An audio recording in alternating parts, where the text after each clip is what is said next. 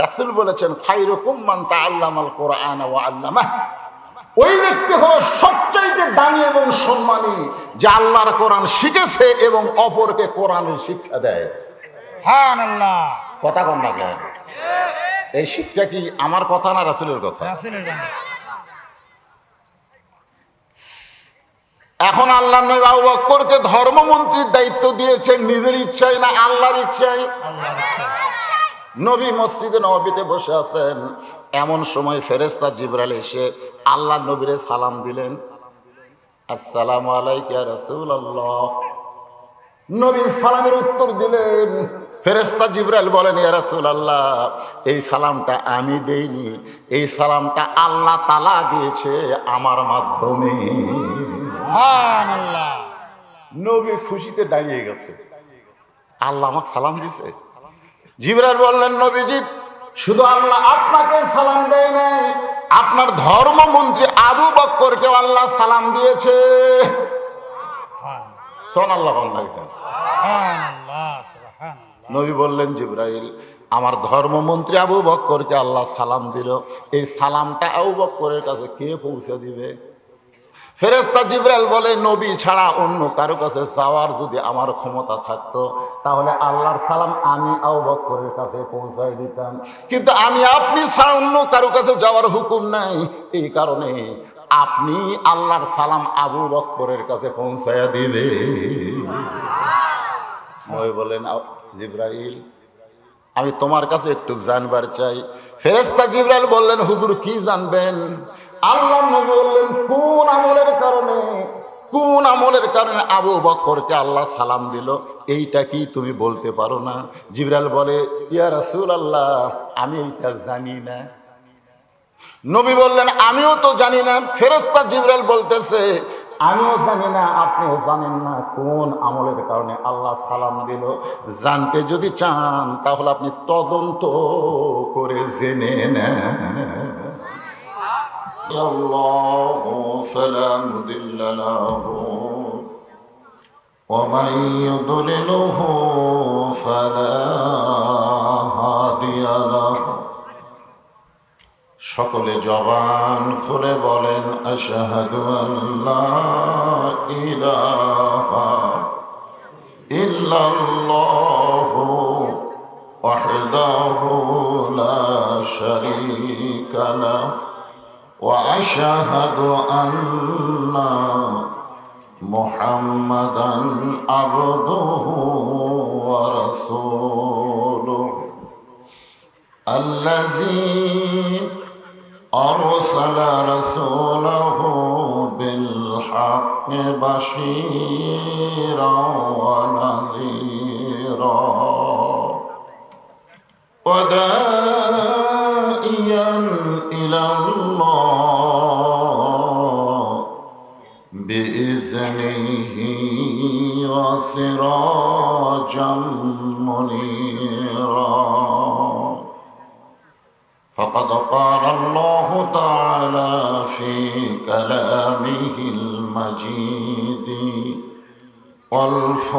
والفرقان الحميد. জবান খুলে সকলে পড়েন, আউযু বিল্লাহি মিনাশ শাইতানির রাজিম। বিসমিল্লাহির রহমানির রহিম। ইয়া আইয়ুহাল্লাযীনা আমানুস্তাঈনু বিস-সাবরি ওয়াস-সালাহ ইন্নাল্লাহা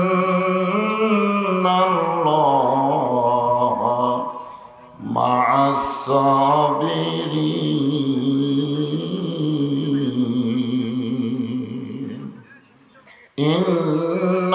ইন্নাল্লাহা ওয়া মালাইকাতাহু ইসাল্লুনা আলান النبي يا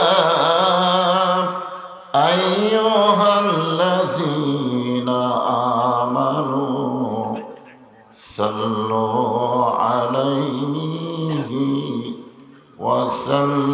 وسلموا تسليما اللهم صل على سيدنا مولانا محمد وعلى آل سيدنا شفيعنا তোর পাহাড়ের ধুলি লাগিয়া মুসানবীর সম্মান বেড়ে যায় তোর পাহাড়ের ধুলি লাগিয়া মুসানবীর সম্মান বেড়ে যায় নূর নবীজির জুতার ধুলাই দয়ার নবীজির জুতার ধুলাই আল্লাহর আরশ ধন্য হয় আল্লাহুম্মা সাল্লি আলা سيدنا مولانا محمد وعلى آل سيدنا شفيعنا مشرق حب محمد সকলে বলি সাল্লাল্লাহু الله عليه مطلع دیوانی ما مطلع خورشید اشکاست سینه سجان ما بلغ العلا بکماله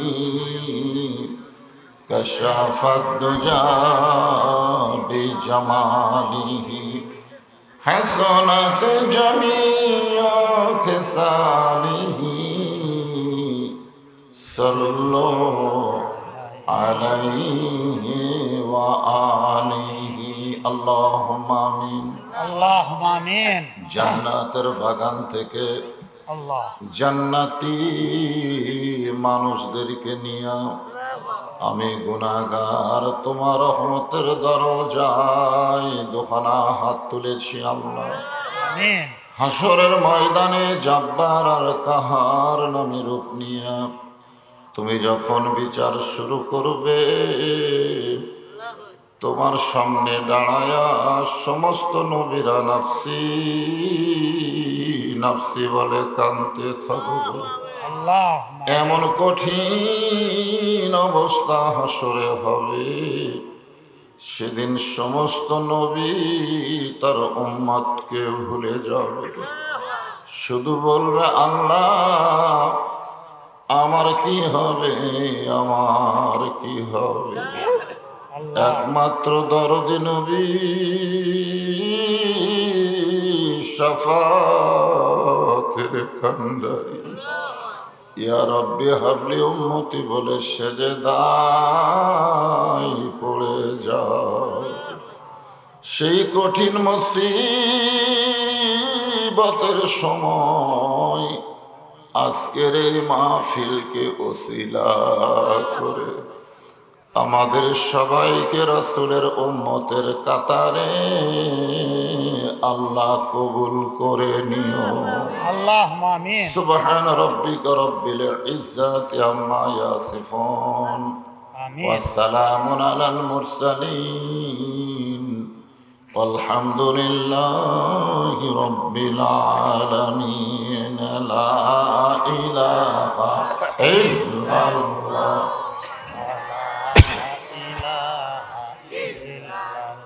لا إله إلا الله لا إله إلا الله لا إله إلا ইল্লাল্লাহ চাঁদ শুরু যারা গ্রহ তারা আল্লাহ নামের পাগল পারা চাঁদ শুরু যারা গ্রহ তারা আল্লাহ নামের পাগল পারা আমার আল্লাহ নামের এতই দয়া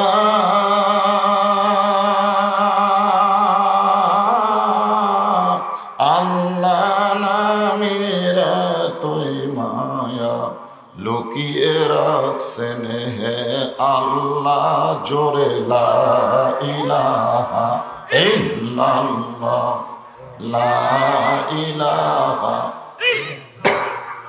ইল্লাল্লাহু ইল্লাল্লাহ ইল্লাল্লাহু ইল্লাল্লাহ লা ইলাহা ইল্লাল্লাহু লা ইলাহা ইল্লাল্লাহ লা ইলাহা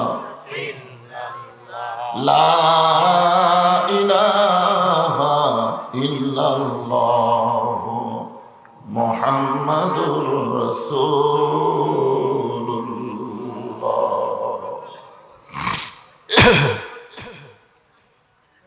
রাসূলের মহব্বতে সকলে বলি সাল্লাল্লাহু আলাইহি ওয়াসাল্লাম। এখানে আসার পরে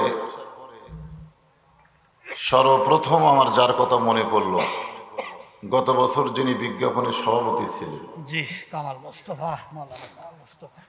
উনি অবশ্য সভাতে আসতে পারেননি অসুস্থতার কারণে। দোয়া চাইছিল। 10,000 টাকা দান করে উনি দোয়া চেয়েছিলেন, আমরা দোয়া করেছি, তারপরে উনি থাকেননি, দুনিয়া থেকে বিদায় হয়ে গেছে। মাহফিলের শুরুতেই আমরা তার জন্য দোয়া করি, আল্লাহ পাক তাকে জান্নাতের উচ্চ মাকাম দান করুক, সকলে বলে আমিন। সুগাছা উত্তরপাড়া কবরস্থানের উন্নয়ন কল্পে আসলে মানুষ মারা যাওয়ার পরে যেখানে থাকে সেখানে আমরা কবর বলি, যেখানে আমরা থাকতে পারবো না সেখানে বাড়ি বলি, বাসা বলি, প্রসাদ বলি, এরকম বহু নাম দিই, যেরকম ঠিক কিনা। ব্যাপারটা হলো এই যে উন্নয়ন কল্পে ছায়া চিন্তায় আমরা গোরস্থান করি, আমরা যে বাড়িতে থাকতে পারবো না সেই বাড়ির জন্য কোনোদিন কিন্তু আমরা কারো কাছে চাই না, ঠিক কিনা বলে? আপনি 5 তলা 7 তলা 8 তলা 10 তলা বাড়ি করেন, কোনোদিন বলছেন যে ভাই এ বাড়ি করতে আমার কিছু সিমেন্ট লাগবে, টাকা লাগবে, আপনারা দেন, এ কথা কইছেন? কর নেই। যেখানে থাকতে পারবো না সেইটা আমরা নিজেরাই একাই করি, আর যেখানে আমাদের থাকতেই হবে, আল্লাহ রাসূল বলেছেন সর্বশেষে যে ব্যক্তি কবরে যাবে 50,000 বছর তাকে থাকা লাগবে, আর তার জন্য আমাদের ভিক্ষা করা লাগে। আফসোস, একটা গানের মধ্যে আছে, গোরস্থানের একটু মাটি বায়না করে রাখ। কি করে রাখ? বায়না। কখন যেন আসতে পারে তোমার মরণের ডাক, কখন, যে কোনো সময়। আজকের এই মাহফিলের সম্মানিত যিনি সভাপতি, আমার একান্ত বন্ধু মানুষ, শেরপুর যখন আমার জনগণ চিনিনি তখন ভাই আমার বহু জায়গায় মাহফিল করে চিনাইছে। অন্তঃস্থল থেকে আমার ভাই শামসুল ইসলামকে শুভেচ্ছা জ্ঞাপন করছি। আজকের এই মাহফিলের সম্মানিত প্রধান অতিথি, উনি আসতে পারেন নাই, আপনারা সবাই জানেন, সবাই চেনেন এবং সবাই অন্তর থেকে ভালোবাসেন। উনি আসতে পারেন নাই, বাইরে আছে, উনি সবাইকে সালাম দিয়েছেন। আমরা অন্তর থেকে তার জন্য দোয়া করি, আল্লাহ পাক তাকে নিরাপত্তার চাদরে কবুল করুক, সকলে বলে আমিন। আমিন। আজকের এই মাহফিলের অসংখ্য মেহমান, অসংখ্য বিশেষ অতিথি, আমার এই খালি চোখে পড়া খুব কঠিন, চশমা দিয়েও পারবো না, এত ছোট ছোট নাম লেখা। সবাইকে অন্তরের অন্তঃস্থল থেকে শুভেচ্ছা জ্ঞাপন করছি। সম্মানিত গোরস্থান কমিটি, বিশেষ করে যে ছেলেটার সবাই চেষ্টা করেছে, কিন্তু অত্যন্ত বেশি চেষ্টা করেছে, সবাইকে আমরা দোয়া করব আল্লাহ যেন সবাইকে কবুল করে, সকলে বলে আমিন। আমিন। আজকের এই মাহফিলে সম্মানিত ওলামায়ে কেরাম, কেউ মানেন বা না মানেন, এ জাতির শ্রেষ্ঠ সন্তান, আমাদের বাংলাদেশের শ্রেষ্ঠ সন্তানকে বলা হয় মুক্তিযোদ্ধা। মুক্তিযোদ্ধারা হলো বাংলাদেশের কি সন্তান? শ্রেষ্ঠ সন্তান। কিন্তু আলেম ওলামা কোনো দেশের গণ্ডির মধ্যে নাই, গোটা জাতির ভিতরে তারা শ্রেষ্ঠ সন্তান। যেরকম সুবহানাল্লাহ। যে সমস্ত আলেম ওলামা আপনাদের মাঝে মাঝে বসে আছেন, মঞ্চে আছেন, মাগরিবের নামাজের পর থেকে এত রাত পর্যন্ত যারা আলোচনা করে আপনাদেরকে শোনালেন, সকলকেই অন্তরের অন্তঃস্থল থেকে আমি শুভেচ্ছা জ্ঞাপন করছি। এই মুহূর্তে আমার সামনে যারা বসে আছেন, কিছু লোক দাঁড়িয়ে আছেন, কিছু কিছু লোক না, জায়গা পাবে না, বাংলাদেশে জায়গা হয় না। গত বছরের কথা মনে নাই? গত বছর ওই সাইটে হয়েছিল না মাহফিল? আমি আপনাদের বলেছিলাম যে বাংলাদেশে জায়গা নাই, এ কথা বলাই যাবে না, কারণ অত্যন্ত ঘনবসতি হওয়ার পরেও 12 লক্ষ রোহিঙ্গা মুসলমানকে আমরাই কিন্তু জায়গা দিছি। যেরকম ঠিক কিনা? তো মুসলমানকে আমরা জায়গা দিয়া ভুল করিনি, কিন্তু আরব বিশ্ব ওই ইহুদি শয়তানদের জায়গা দিয়া বিশাল ভুল করছে। এখন এটা বুঝবার পারতেছে। যেরকম ঠিক কিনা? ওদের সংখ্যা কিন্তু বেশি না, মাত্র 90 লাখ। গোটা পৃথিবীর সমস্ত ইহুদি মিলে হচ্ছে কয় লাখ? 90 লাখ। আর আমরা মুসলমান হলাম 230 কোটি। আমরা যদি খালি পেশাব করে দেই, ওই ইসরায়েলে চাই পেশাব করে দেই, ওরা ভাসে দেবে। খালি পেশাব পেশাব। যেরকম আমরা আবু জেহেলের বাড়ির যে হজ করবার যে পেশাব করি, শ্যালোর মতন পেশাব বার হয়। আয় হায়, যেদিকে পেশাব বার হয়, পেশাব একটা গড়ে যাচ্ছে না, ওই জায়গাতে আমি দেখছি মানুষ কত রাগ। তো যাই হোক, আমার সামনে যারা বসে আছেন, আমরা জানি জায়গা কম, তারপরেও ঘনবসতি, এরপরও যারা দাঁড়িয়ে আছেন আপনারা বসেন, সবাই আল্লাহর রাস্তায় বসেন, সবাই বসেন। আমার সামনে যারা বসে আছেন, আমি আমার অন্তরের অন্তঃস্থল থেকে আপনাদের সবাইকে শুভেচ্ছা জ্ঞাপন করছি। সম্মানিত মা বোনেরা, পর্দার অন্তরালে বসে বসে যারা আলোচনা শুনতেছেন, আমি তাদেরকেও শ্রদ্ধা জ্ঞাপন করে এই মুহূর্তে জানতে চাচ্ছি আপনারা সকলে কেমন আছেন। জি, আসলে আমরা ভালো থাকা হলো দুই রকম। কয় রকম? একটা হলো শারীরিক, একটা হলো মানসিক। আমি শারীরিক দিক দিয়ে, আপনারা জানেন, ফেসবুকে দেখছেন, এবং ঘটনাটা এই চান্দাইগোনায় আর কি, আমার গাড়ি গোটাই চুরমার হয়ে গেছে, কিন্তু আল্লাহ পাক আমাকে হায়াতে রাখছেন, আল্লাহর রহমত এবং আপনাদের দোয়া। কিছু জায়গায় একটু ব্যথা লাগছে, তার মধ্যে একটা হলো হাত, এটা আমি তুলতে পারতেছি না, আর একটা হলো বুকে। তো সবচাইতে বড় ব্যথা হলো আমার মা হাসপাতালে আছে। গতকাল আমার এই চুমু দিয়ে বলেছে, বাবা আমি মরে গেলে তোমাকে দয়া কে করবে? যখন মায়ের গানটা বলছিল, আমার চোখ দিয়ে দর দর করে পানি এসেছে। আসলেই তাই। আমার মা আজকে যখন দেখতে গেলাম, আমাকে বললো, বাবা ওয়াজ না করলে কি হয় না? যদি আজকে রাত্রে মারা যায়। বর্তমানে তিনি হাসপাতালে রয়েছেন, তার জবান বন্ধ হয়ে গেছে, হাত একটা চলে গেছে, পা একটা চলে গেছে।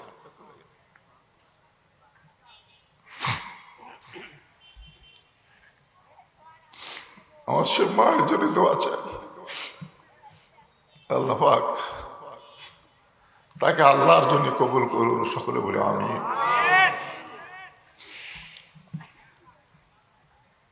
আমি পবিত্র কালামুল্লাহ শরীফ থেকে একটা আয়াত তেলাওয়াত করেছি। এখন বক্তাদের জন্য খুব বাধা।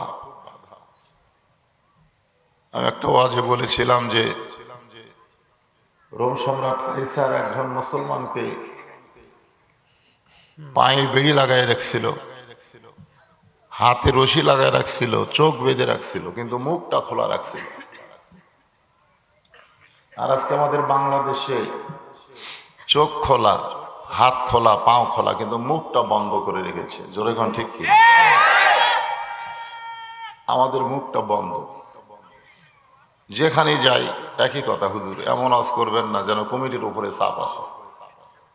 কিসের চাপ? আমরা আসলে সবচাইতে বড় চাপ হচ্ছে কবরের চাপ। জোরে কোন কথা ঠিক কি? কিন্তু বর্তমানে বাংলাদেশে আমরা কবরে যাওয়ার আগেই চাপের মধ্যে পড়ে গেছি, ঠিক কিনা? এখন এই জন্য এই বাচ্চারাই বুঝুক বানা বুঝুক, ঠিক আছে, হ্যাঁ? আলহামদুলিল্লাহ। তো সেই দিকে খেয়াল করে সূরা বাকারা থেকে আমি তেলাওয়াত করেছি। আয়াতের আগে, ওয়াজের আগে একটা গজল আমি শুনি। কিন্তু যেদিন ডাক পড়িবে কবর মাঝে যাইতে,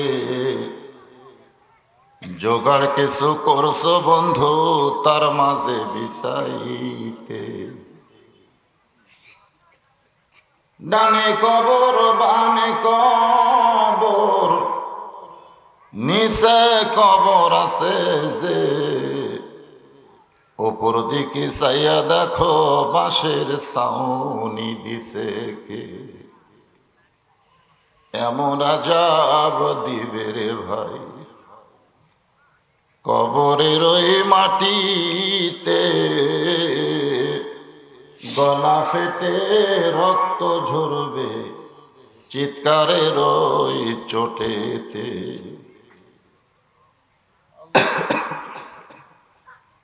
আমরা সবাই কবরে যাব, ঠিক কিনা বলেন?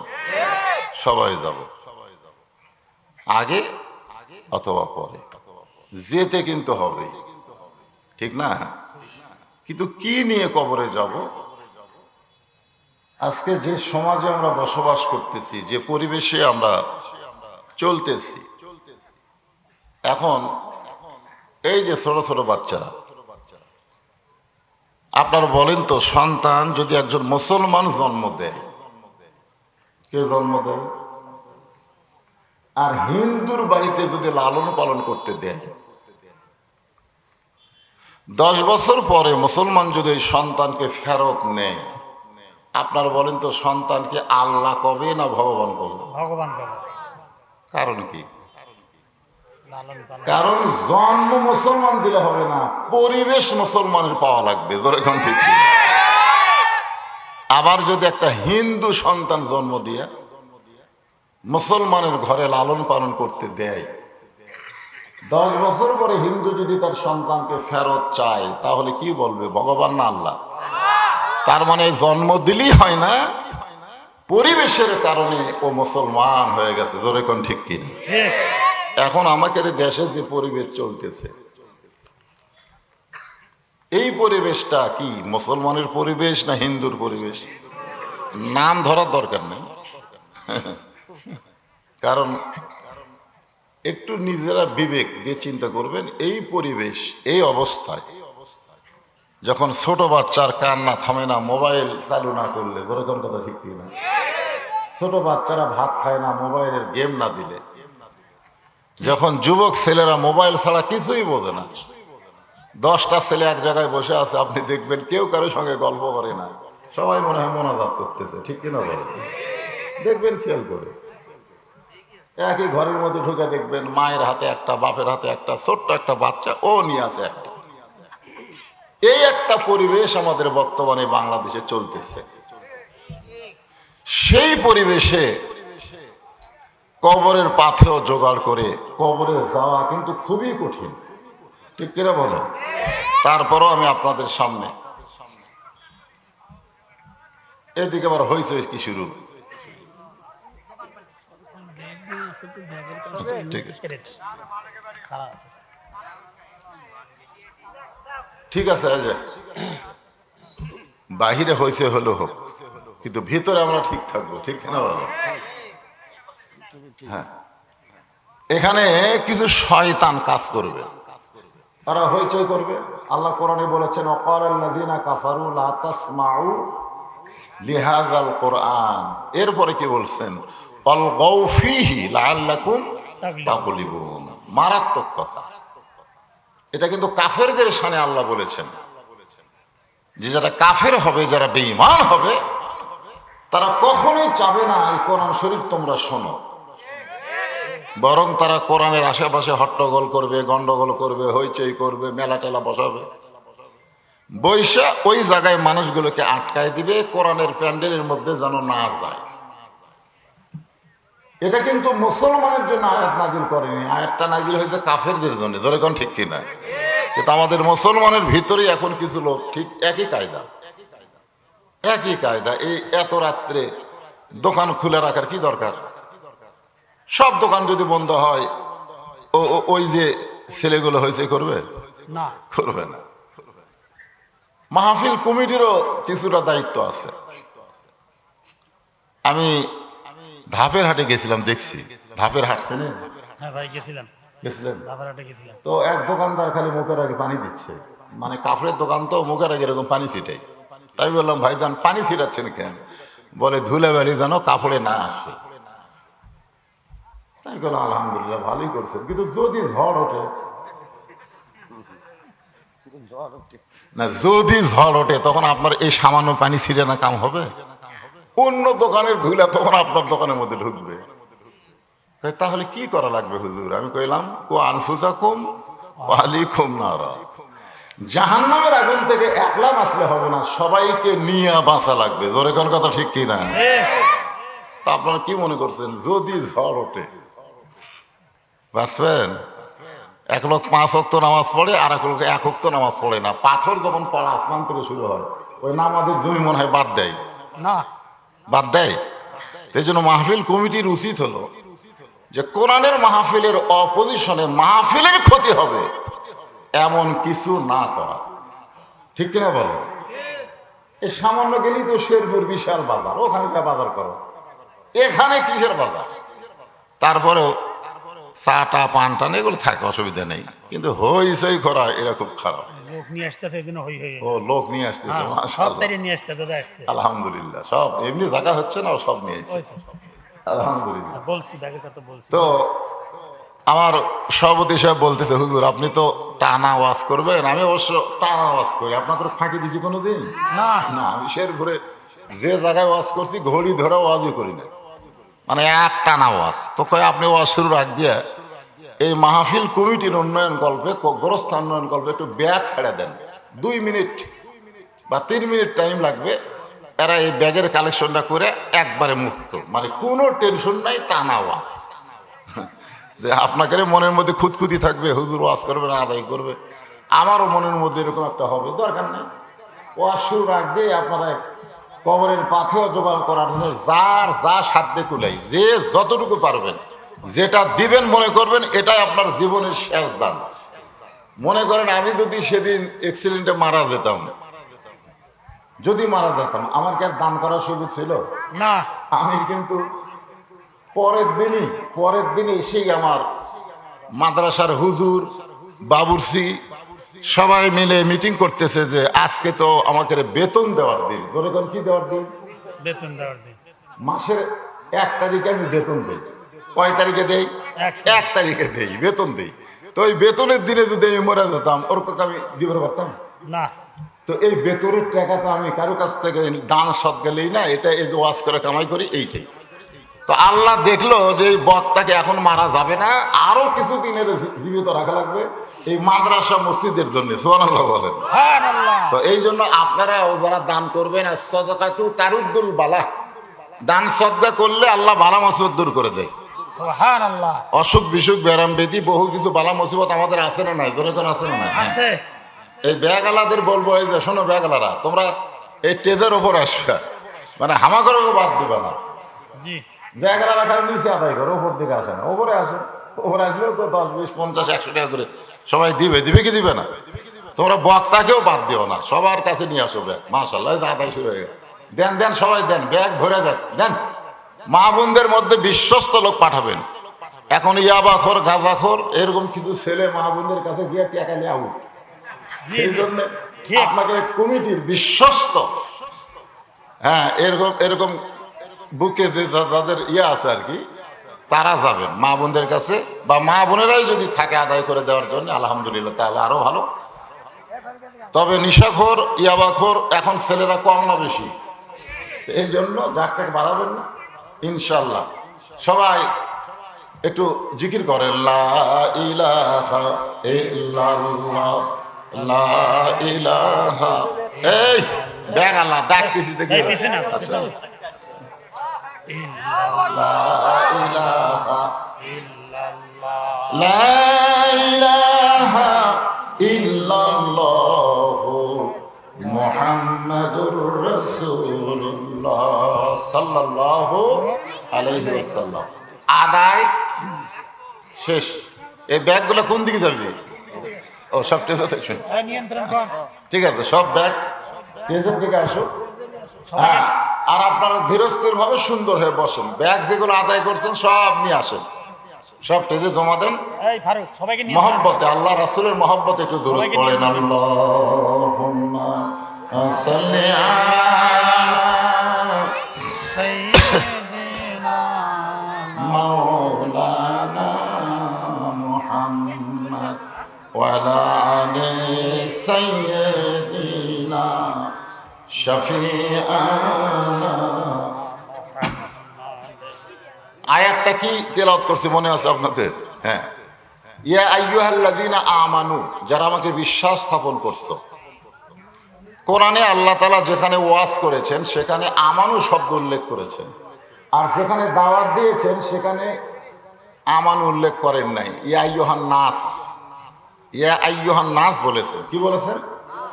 নাস মানে কি? সব সব মানুষ। ইহুদি, খ্রিস্টান, হিন্দু, বৌদ্ধ, মুসলমান সবাইকে লক্ষ্য করে আল্লাহ বলেছেন ইয়া আইয়ুহান নাস।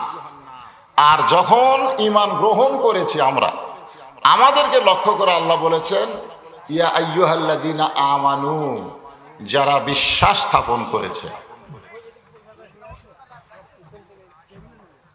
কি করবে? থাক, অসুবিধা নেই, অসুবিধা নেই। আর কোনো কি বিরক্ত করা যাবে না। না, যে যেখানে হ্যাঁ, আছে, যে যেখানে আছে ওখানেই থাক, ওই অবস্থায় চলে যাবে। থাক। সমস্যা নেই। আলহামদুলিল্লাহ। আমি কিন্তু শুরু করলাম, আপনারা কি খেয়াল করতেছেন? হ্যাঁ, অসুস্থ মানুষ, মা হাসপাতালে, তারপরে যা কিছু বলি আমারও জীবনের শেষ মনে করে, আপনাদের জীবনের শেষ মনে করে, আর কবরে যাওয়া লাগবে এই খেয়ালটা রেখে ওয়াজটা শুনবেন। শুধু শুনবেন না, সামিয়ে না কথা। কথা আয় না, শুনতে হবে গ্রহণ করার জন্য। যে ছেলেরা এই তাফসিরুল কোরআন মাহফিল করতেছে, বিরাট ইসলামী জলসা নাম দিয়েছে, এই ছেলেদের মধ্যে কেউ যদি ইমানদার হওয়ার পরে মাগরিব এশার নামাজ না পড়ে, মনে করেন, এখানে কিন্তু আল্লাহ তাআলা ইমানদারকে লক্ষ্য করে বলতেছে, যারা আমাকে বিশ্বাস স্থাপন করেছো। আর রাসূল বলেছে লা সালাতা লা ঈমানা, যার নামাজ নাই তার ঈমান নাই। এখন যারা বেনামাজি বসে আছেন, নামাজ পড়েননি, বসে থেকে ওয়াজ শুনতেছেন, এরা কিন্তু আল্লাহর এই কথার মধ্যে পড়তেছে না। রাসূলের হাদিস অনুযায়ী, যেরকম কি অনুযায়ী? হাদিস অনুযায়ী। হাদিস অনুযায়ী। আস্তাইনু, খুব খেয়াল করবেন, আস্তাইনু, আস্তাইনু শব্দের অর্থ হলো চাওয়া। বিসসবরি ওয়াসসালাহ, ধৈর্য আর নামাজ। এখানে আমি তাফসীর পড়তে গিয়ে চিন্তা করলাম যে নামাজ আর ধৈর্য একসাথে দেওয়ার কারণ কি? একসাথে দেওয়ার কারণ হলো আমাদের সব কাজে ধৈর্য আছে, কিন্তু নামাজের মধ্যে আমাদের ধৈর্য কম। ঠিক, ঠিক কিনা বলেন? দেখ, ওরা খুব গুরুত্ব সহকারে। গুরুত্ব সহকারে, সময় লাগলেও লাগুক, অসুবিধা নাই, কিন্তু নামাজের মধ্যে গেলি খালি পাড়াপাড়ি। এত ফোর্সে নামাজ পড়ে, আলহামদুলিল্লাহ দল নেই, তো ফেরেশতারা কলম খাড়া করে আছে। আল্লাহ কাইরে ওই নামাজ পড়তেছে, কলম খাড়া কেন লেখ? আল্লাহ এত ফোর্সে সূরা ফাতিহা কথা আমরা বুঝবারই পারিনি, লেখ নাকি? কারণ আপনারা দেখবেন দলিল যখন লেখে তখন কি করে, আগে শোনে। যদি আপনি ভর ভর ভর ভর ভর করেন, তাহলে কি লিখতে পারবে? না। আগে ভালো করে বলতে হবে, ভালো করে শুনতে হবে, তারপরে লেখাটা। আসরের নামাজের আজান দিলেন হযরত বেলাল ইবনে রেবাহ। আজান শোনার সঙ্গে সঙ্গে প্রত্যেকটা সাহাবী মসজিদ দিকে চলে আসতেছে, কারণ পুরুষ মানুষের জন্য আল্লাহর ঘর মসজিদে 5 ওয়াক্ত নামাজ পড়া দরকার আছে না নাই? নফল না সুন্নত? ফরজ। পুরুষ মানুষের উপরে আল্লাহ রাসূল একটা হাদিস বলছে যে মসজিদে আজান হয়ে গেল, আমি কিন্তু এগুলো কবরের পাথের ওয়াজ করতেছি, বুঝলেন? খালি খালি কবরের যে যদি বলে মান রব্বুকা, তোর রব কে, আপনি তখন বাড়াবে না। আর যদি আপনি নামাজ নিয়ে কবরে যাওয়ার পারেন, তাহলে মান রব্বুকা প্রশ্ন করার সাথে সাথে আপনার কিছুই করা লাগবে না, নামাজে খাড়া হয়ে বলবে এই মনে কিনা রে, একটু আরামের ঘুম দিছে, তার তুই প্রশ্ন করিস কেন? তো মন কিনা বলবে আল্লাহ আমাকে কয়টা দিতে, আমি কেমনি খাড়া হচ্ছি, তুমি কে? বলে আমি ওর নামাজ। সুবহানাল্লাহ। বল সারা জীবনে এই ব্যক্তি কয় ওয়াক্ত নামাজ পড়ছে বল? মন কিনা আমরা জানি না। কয় রাকাত নামাজ পড়ছে বল? জানি না। তো সূরা ফাতিহা শুরু কি দিয়ে করছে? আলহামদুলিল্লাহি রাব্বিল আলামিন।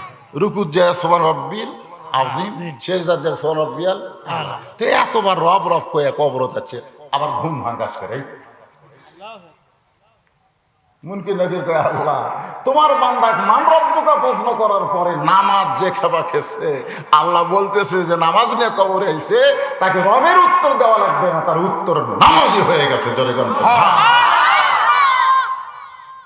আর নামাজ ছাড়া যদি কবর যান, যত বড়ই জানাজা হোক, 20 লাখ লোকের জানাজা, খালি কবর যাইয়া দেখ অবস্থাটা কি হয়। খালি বাটাম হলে তো তাও হলো। একটু মনোযোগ দিয়ে শুনবেন। সমস্ত সাহাবী আজান দেওয়ার পর অন্য কোনো দিকে রওনা দেয় না, একটা ঘরের দিকে রওনা দেয়। সে ঘরটাই হলো আমার আল্লাহ। আল্লাহ কোরআনে 2টা ঘরের কথা উল্লেখ করছে একই সাথে। সুবহানাল্লাযী আসরা বিআবদিহি লাইলাম মিনাল মাসজিদিল হারাম ইলাল মাসজিদিল আকসা। সাহাবেরা একদিন প্রশ্ন করলে, ইয়া রাসূলুল্লাহ, এই 2টা মসজিদের ব্যাপারে গুরুত্ব দিক দিয়ে দাম বেশি কার? এই বাইতুল্লাহ কাবার না বাইতুল মুকাদ্দাসের? তা আল্লাহ রাসূল তো আল্লাহর ঘরের দাম কম বেশি আছে। আল্লাহ রাসূল বললেন, সাহাবীরা এমন একটা প্রশ্ন করলে, তবে আমি তোমাদেরকে একটা কথা বলতেছি, তোমরা এখন শুনে চিন্তা করবা বিবেক দিয়া কোনটার গুরুত্ব বেশি। বাইতুল্লাহর ভিতরে নবীরা 2-1 নামাজ পড়তে পারে, কিন্তু সব নবী বাইতুল্লাহ নামাজ পড়ে নাই। কিন্তু বাইতুল মুকাদ্দাস এমন একটা আল্লাহর ঘর, আমার ইমামতিতে লাইলাতুল মিরাজে সমস্ত রাসূল ইক্তেদা করেছে। এই জন্যে আমি হলাম ইমামুল আম্বিয়া, ইমামুল মুরসালিন। তাহলে বাইতুল মুকাদ্দাসের মধ্যে কয় নবী? সমস্ত নবীরা ঢুকেছে, নামাজ পড়েছে। আর সেই বাইতুল মুকাদ্দাস ইহুদির বাচ্চারা নাপাক করবার চায়। আল্লাহ বলতেছে আগে রক্ত দে, তারপরে সাইজ মতো মার হবে। মার হবে না? না হয় না? কি মনে করতেছেন? সেদিন আমাকে একজন বললো, হুজুর আব্রাহা বাদশাকে আল্লাহ আবাবিল পাখি দিয়ে ধ্বংস করলো, আর ইহুদির বাচ্চা করে আল্লাহ কিছুই করতেছে না। আমি কইলাম আল্লাহ কয় মুসা দৌড়া, মুসা দৌড়া। মুসা বলতেছে আল্লাহ আমি দৌড়ালে ফেরাউন সৈন্য মনে করবে আমাদের ভয়ে মুসা দৌড়াচ্ছে। আল্লাহ কয় না, তুই দৌড়া, আমার হুকুমে দৌড়া। মুসা নবী দৌড়ায়, আর ফেরাউন কালে হাততালি দেয়, দেখ দেখ দেখ দেখ আমাকে ভয়ে কি দৌড় মারতেছে। মুসা কয় আল্লাহ খালি শরম লাগতেছে। আল্লাহ কয় জাগা মতো যা। জাগা মতো যা, মায়ের কাক কয় তুই দেখে ফেলবি। একেবারে সাগরের কাছে এসে মুসা নবী ব্রেক করছে। ফেরাউন কয় আর দৌড়াবি না। মুসা বলতেছে আল্লাহ কি কয়? আল্লাহ কয় তাকে দেখ। মুসা নবী তাকে দেখে 12 লাইন রাস্তা। সুবহানাল্লাহ। আপনাকে এটা কয় লাইন হচ্ছে? এটা 4 লাইন 4 4 লাইন। তা কি করবার যায়? বাড়ি ঘর সব ভাঙ্গে চুরমার, ধরে কোন কথা ঠিক কি? 12 লাইন রাস্তা মুসা নবীর সঙ্গীদের নিয়ে যখন রওনা দেয়, ফেরাউন রাস্তা মনে করে যখন নামছে, এমন সুবড়ান সুবড়াইছে, আল্লাহর হাতে ইসরায়েলেরাও এমন সুবড়ানি খাবে। ফিলিস্তিনের একজন মা বলেছে, পৃথিবীর মায়েরা সন্তান জন্ম দেয় আর আমরা মুজাহিদ জন্ম দেই। সুবহানাল্লাহ। আমরা সন্তানকে মৃত্যু চাই না, জীবন চাই। সাংবাদিক বলল যাচ্ছে আর মরতেছে, আর আপনি মা হয়ে বলেন মৃত্যু চাই না, জীবন চাই। বলে আল্লাহর কোরআন খোল, তাহলেই দেখতে পাবি আল্লাহ বলেছেন ওয়ালা তাকুলু লিমান ইউকতালু ফি সাবিলিল্লাহি আমওয়াতুন বাল আহইয়াউ ওয়ালাকিন লা তাশউরুন। আল্লাহ রাস্তায় যাদেরকে হত্যা করা হয়, আমাকে বলে হুজুর এত দোয়া করলেন, সাইদে হুজুর তো বাঁচাবার পারলেন না। আমি কইলাম পাগলা, সাইদে হুজুর তো মরছে। হুজুর মরেনি। কয় না মরেনি রে, জেলখানার মধ্যে হয়তো মরতো, কিন্তু হাসপাতালে মরেনি। মরেনি। এটা আপনারা বুঝবেন না। ওয়ালা কিল্লা তা শুরু। আল্লাহ এখানে একটা পেঁয়াজ মেরাতেছে, তোরকে সাধারণ মাথা এটা বুঝবে না। এটা বুঝবার গেলে মাথা লাগবে, মাথা। আসরের নামাজ জামাত শুরু হবে, নবী মেহরাবের মধ্যে ঢুকলেন আর হযরত বেলাল আকামত শুরু করলেন। খুব খেয়াল করবেন, যতক্ষণ পর্যন্ত কামাতের সালা মুয়াজ্জিন না বলতো ততক্ষণ নবী কিবলামুখী হতেন না। এটা কিন্তু নবীর সুন্নত। আপনাকে রে মসজিদের ইমাম ভাইও আমি বলতেছি, এই কামাতের সালা না বলা পর্যন্ত কিবলামুখী হওয়া যাবে না। কেন যাবে না? কারণ প্রত্যেকটা ইমামকে দেখা লাগবে যে কাতার সোজা হয়েছে কিনা, কাতার ফাঁকা আছে কিনা। কাতার ফাঁকা, কাতার বেঁকা রেখে তুমি ইমাম যতই নামাজ শুরু করো, নামাজ হতে পারে কিন্তু জামাতের সওয়াব হবে না। জামাতের সওয়াব কম না বেশি? বেশি। কমপক্ষে কয় গুণ? এই আপনার জানা, আমরা বাড়ি ঘর ছাড়া বসতে যাই এই 1 গুণ নেওয়ার জন্য। হযরত বেলাল যখন আকামত শুরু করেছেন, এমন সময় আল্লাহর নবী সামনে কাতারে লক্ষ্য করে দেখেন একজন সাহাবী বসে আছেন। ওয়াজটা হচ্ছে আস্তাইনু বিস-সাবরি ওয়াস-সালাহ ইন্নাল্লাহা মা'আস-সাবিরিন। মনোযোগ দিয়ে শুনতেছেন তো? একজন সাহাবী বসে আছে, তাও ডান সাইডে। আল্লাহ রাসূল বললেন কুমু লিল্লাহি কানিতিন। আল্লাহর কোরআন থেকে রাসূল বললেন দাঁড়াও। লিল্লাহি কার জন্য? আল্লাহর জন্য। কানিতিন মানে আনুগত্য নিয়া। এটা কোরআনের আয়াত, আর রাসূল বলেছেন যদি দাঁড়াবার না পারো তুমি বইসা পড়ো, বইসা যদি না পারো তাহলে তুমি শুয়া পড়ো। আমার মা আমাকে বলতেছে বাবা সব সময় পেশাব পড়তেছে, আমি তো কথাবার্তা বলতে পারতেছি না, আমার হুঁশ আছে। আমি কইলাম মা ইশারায় তুমি নামাজ পড়ো, যদি কিবলামুখী হবার নাও পারো আল্লাহর জিকির করো। কারণ যৌবন বয়সে কেউ যদি সরকারি চাকরি করে, বুড়া বয়সে তাকার চাকরি করা লাগে না। সরকার যদি তাকে পেনশন দিবার পারে, যৌবনে যারা নামাজ পড়ে বুড়া অবস্থায় যদি ঠিক মতো নাও পারে, ওই যৌবনে পড়ার কারণে আল্লাহ বুড়া অবস্থায় পেনশনের সওয়াব দিয়ে দেয়। কিন্তু শুরু করা লাগবে কখন? যৌবন কালে। খালি যৌবন লয়, 7 বছর থেকে দিলে পিছকে থেকে। এরকম লিয়ে দেওয়া লাগবে। কিভাবে হাত বান্ধা লাগবে দেখেন ভাই, কিভাবে কবরের পাথর নিয়ে যাবেন না, এমনি এমনি দেয় মার খাবি। এই এটা কি? কান ধরা রে, কান ধরা স্যারেন্ডার। আমরা ছোটবেলায় শুনছি যখন ওই পাকিস্তানের আর্মির দেখতি বাংলাদেশে কিছু লোক, আবার যখন মুক্তিযোদ্ধা দেখে পাকিস্তানের এই হাত তুললেই আর গুলি নাই। স্যালেন্ডার। হাত তোলার নাম কি? তা আমরা কান ধরে কি করতেছি? স্যালেন্ডার। স্যারেন্ডার।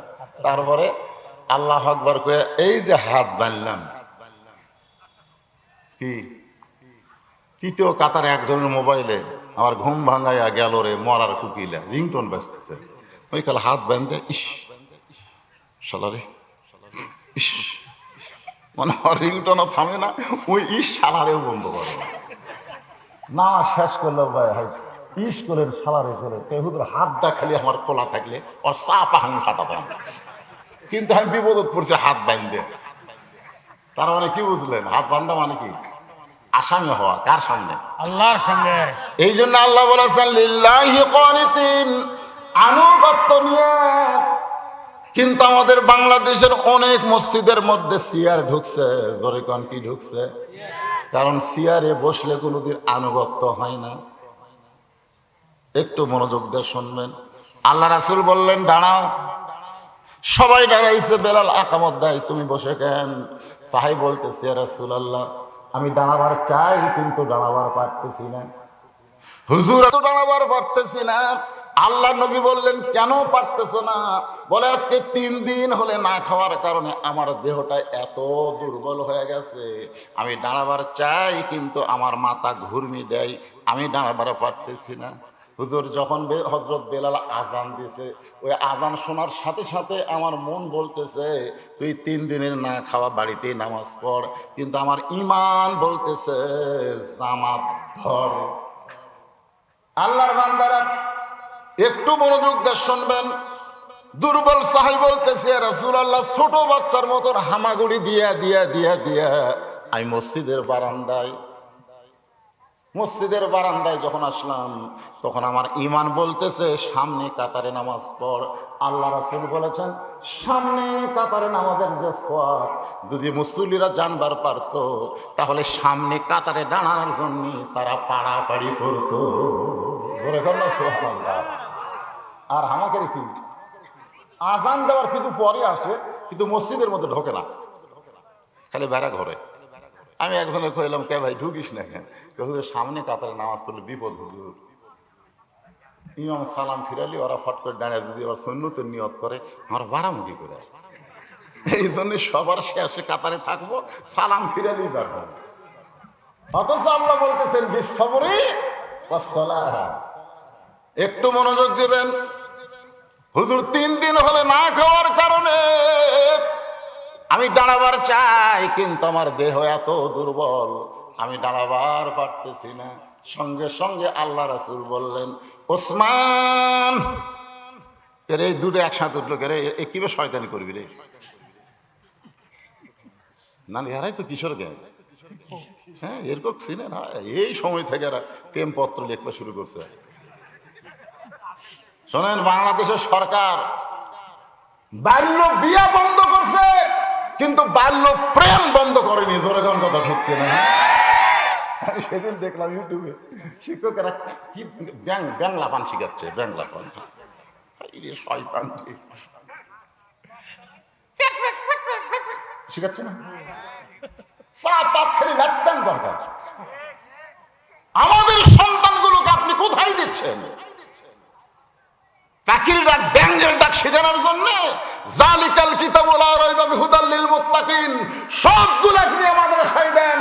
বাংলাদেশের জেনারেল শিক্ষা আছে, মাদ্রাসার শিক্ষা আছে, মাদ্রাসায় ধরে কোন কথা ঠিক কিনা? এবারে ঢাকা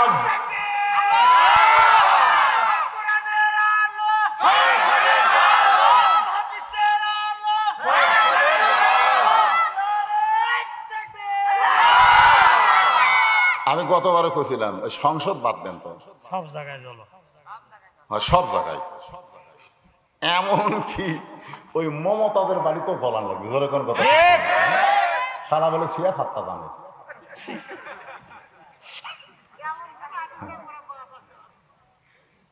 এখন স্লোগানটা এইভাবে দেন, যদি সংসদের কথা কন তো ওরা আবার করবে ওরা ওই দলে একটু আর টাইম দেবো আমরা অ্যাঙ্গেলে মার দেবো, ধরে কোন কথা ঠিক কি? আমি যে বলো আল কোরআনের আলো, আপনার বলবেন সব জায়গায় জালো, বলতে পারো না ভাইজান? আল কোরআনের আলো, আল্লাহ নবী ডাক দিলেন ওসমান। অসংখ্য সাহাবীর মধ্যে নবী ওসমানকে ডাক দেওয়ার কারণ হলো, নবী যখন মদিনার প্রেসিডেন্ট ছিলেন ওই সময় ওসমান হলেন খাদ্যমন্ত্রী। সুবহানাল্লাহ। অর্থমন্ত্রী এবং খাদ্যমন্ত্রীর দায়িত্ব ছিল ওসমানের।